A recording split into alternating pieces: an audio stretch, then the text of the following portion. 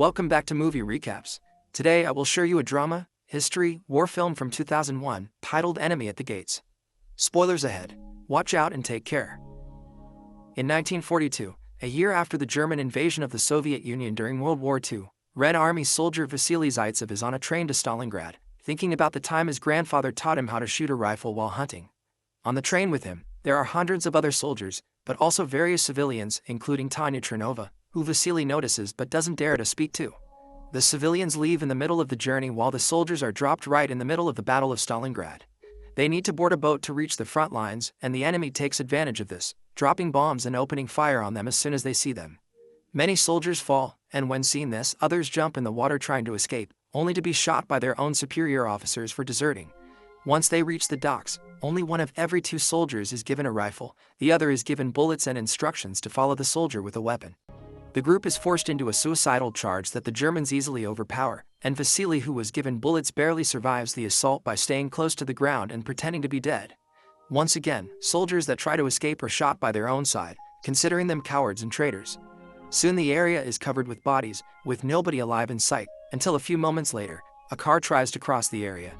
A tank shell hits it and knocks it over, and out of it comes Commissar Danilov, who rushes to hide inside a fountain, pretending to be another body in the pile and miraculously not getting killed when a group of Germans drive by and shoot at the bodies to make sure there aren't any survivors. Once they're gone, Danilov takes a rifle from one of the bodies and tries to shoot some soldiers he can see in a nearby building, but the weapon is out of ammo. At that moment, Danilov discovers he actually isn't the only one alive in the fountain. Vasily has been hiding there as well, and he asks him for his rifle so he can load it with the bullets he was given when he arrived. Vasily also tells him he should wait for an explosion to shoot so they aren't discovered. But since Danilov is a political commissar, his experience with weapons is limited, so he lets Vasily have the rifle instead.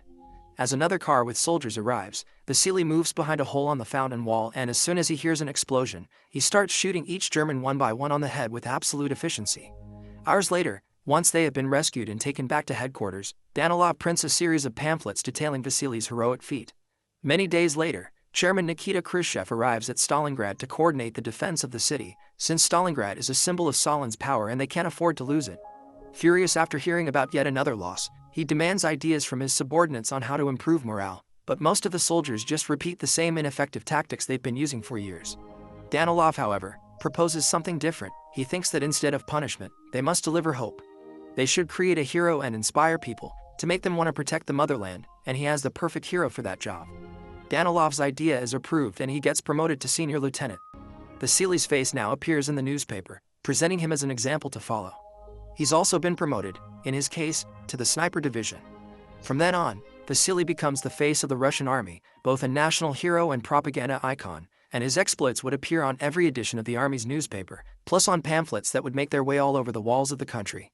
One day, during one of his missions, Vasily and his team are found by a young boy called Sasha Filippov, who admires Vasily. He invites him to his very humble home, where his mother Mrs. Filippov prepares him dinner as thanks for what he's done for their homeland. Soon after they make it there, Danilov arrives as well, bringing letters from Vasily's fans from all over the country.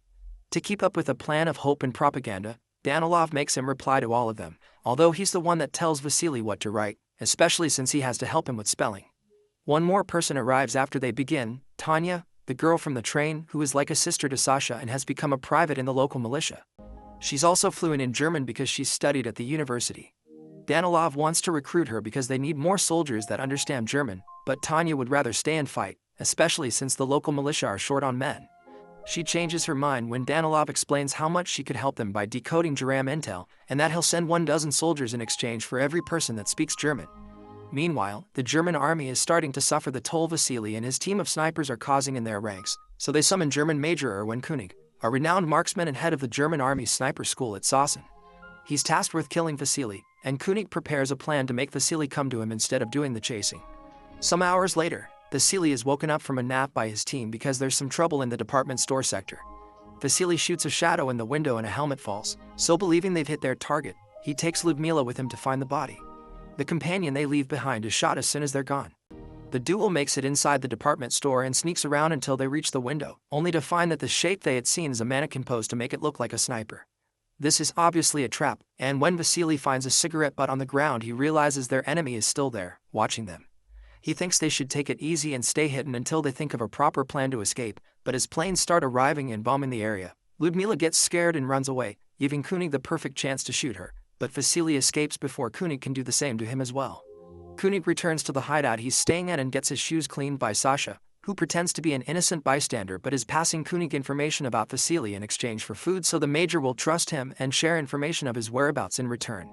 When the Red Army learns that the Germans are using König, they bring over a former student of his, Kalikov, to teach Vasily how König thinks and help him kill him.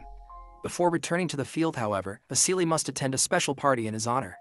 After saying hello to Tanya, he's dragged by Khrushchev to see the journalists, answer questions, take pictures and look at a giant Stalin painting, because according to Khrushchev, he's always watching over his country. Seeing the painting makes Vasily think of the day his grandfather taught him to shoot again. It turns out he failed his first shot and met allowed the wolf to reach their horse and eat it.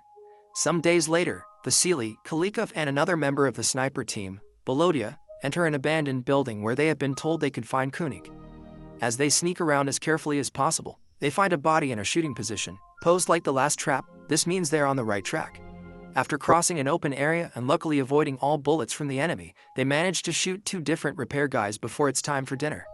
Volodya leaves his partners for a moment to retrieve the soup he had been heating in another room, but gets captured in the way.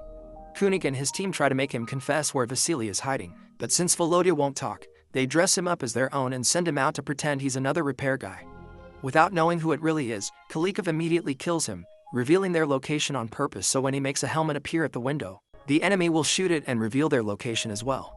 König doesn't fall for the trap, so the duo decides to relocate, but when they jump an open section of the floor, König takes the chance and shoots Kalikov while Vasily escapes safely. This constant chase between Vasily and König is taking too long, and an impatient Khrushchev is starting to get on Danilov's back. After their meeting, Danilov goes to see Tanya to bring her a gift and try to court her, but she surprises him by asking to be reassigned. Some hours later, Vasily returns to headquarters and his mood isn't the best. He's never seen a shot like he's seen today, and thinks König may be too good for him to beat. Danilov promises him they're getting new intel and that next time, Vasily will be 1 or perhaps even more steps ahead of him, so he has nothing to worry about. But he does ask for a favor in return. He wants Vasily to talk to Tanya and convince her not to ask for that transfer.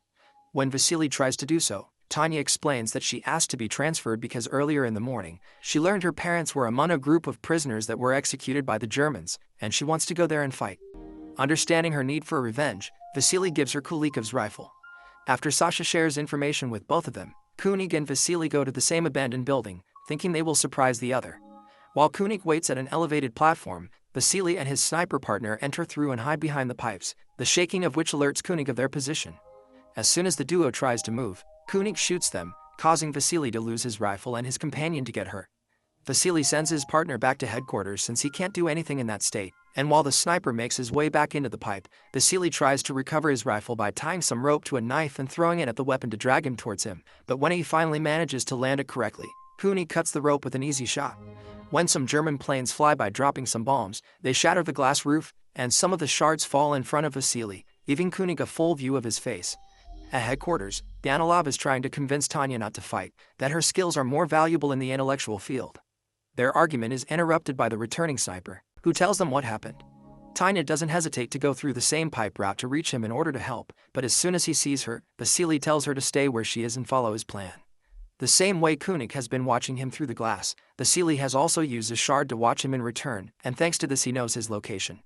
He asks Tanya to grab another piece of glass and turn it until the light reflects on it and blinds König, creating an opening for Vasily to safely recover his rifle and shoot him. He doesn't manage to kill König, but he does hurt his hand. Later, when Vasily and Tanya return to headquarters, they celebrate being alive with the rest soldiers, and afterward, they hide under the covers and make love right in the middle of the communal bedroom. The next morning, Vasily asks Danilov to stop writing about him. He can't carry this weight on his shoulders anymore, and he wants to fight as a regular soldier. Danilov doesn't accept this, and to manipulate Vasily into feeling bad for even asking, he brings over Sasha, who shows him how proud he is for having gotten intel from König. With the kid looking at him with some much hope in his eyes, Vasily can't say no, and he allows Sasha to guide him to the area where König will be waiting. The ground is covered with bodies, so Vasily hides among them and proceeds to wait for König to show up. There's an issue, however. He spends so much time waiting there that he falls asleep. When König finally sees him from his hiding spot, he is about to shoot him, only to suddenly see a looting soldier appear between them, moving Vasily's body as if he were dead and easily stealing all his belongings. The German army captures this soldier and finds he stole Vasily's ID, which makes them think Vasily is dead. König doesn't agree, but he's dismissed anyway. Refusing to go home while Vasily may still be out there, König talks to Sasha again and, already suspecting what may be happening, tells him which his next location will be. At the Russian headquarters, Khrushchev finds out the Germans are passing around the news of Vasily's death and gets furious at Danilov, who doesn't believe it. Khrushchev doesn't care if it's true or not, he wants Danilov to do his writing magic and convince the public everything is fine.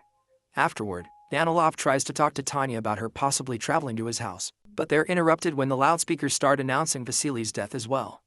Danilov gets ready to write an announcement of Vasily's death as a hero, but at that moment, the man himself comes back. He explains how he missed his shot for falling asleep and that he had to stay hidden from a man trying to kill him, so Danilov accepts to transfer him. Then Vasily asks about Tanya, and Sasha tells him he knew he was alive and told her, so she's gone to the station to find König and get revenge. Danilov and Vasily rush to the station to rescue her, and when they find her, Vasily and Tanya kiss, causing Danilov to get incredibly jealous. So when he returns to headquarters, instead of writing his report about Vasily's heroism, he communicates to the world that Vasily became a traitor. What they aren't aware of is the fact König has seen them at the station, and now knows for sure that Sasha has been passing on the information, so he captures the kid and hangs him off a pole to bait Vasily. The one who almost falls for it when seeing the body though, it's Tanya, and she doesn't go after König only because Vasily stops her, saying that's what he wants. They agree on a plan. While Vasily goes after him, Tanya asks Danilov for a favor and together they go to see Mrs. Filippov to get her out of the country with a special pass Danilov got for her. Mrs. Filippov doesn't want to leave without Sasha, but not to make her upset, instead of telling her Sasha died, they tell her he joined the Germans. Mrs. Filippov doesn't blame him for it if it means he's safe and accepts to leave with him. On the way to the boat, a bomb explodes near them, hurting Tanya. Danilov thinks she's died and leaves, but Mrs. Filippov doesn't give up and convinces a doctor to let Tanya board with her by showing her special pass and saying Tanya is her daughter. Vasily and König are at a standoff in their respective hiding spots, not knowing where the other is. Danilov suddenly shows up next to Vasily, and now that Tanya is dead, he thinks he has nothing else to live for and humanity isn't worth saving. As a way to make up for the lies he made up about Vasily, he sacrifices himself and comes out of hiding so König can shoot him and reveal his location. Vasily thinks ahead and doesn't immediately react, so now König thinks he's killed Vasily himself and comes out to check the body. Vasily is waiting for him midway, and as soon as he aims his rifle at him, König takes off his hat and accepts his fate. After killing him, Vasily takes his rifle and leaves it with Danilov's body. 2 months later, after the Germans have surrendered, Vasily gets a letter from Tanya, saying she's alive and being taken care of at a field hospital. Once the city is safe enough to travel, Vasily goes to the address on the letter and then the couple happily reunites. Make sure to subscribe and turn on notifications so you can watch more videos like this. Thanks for watching.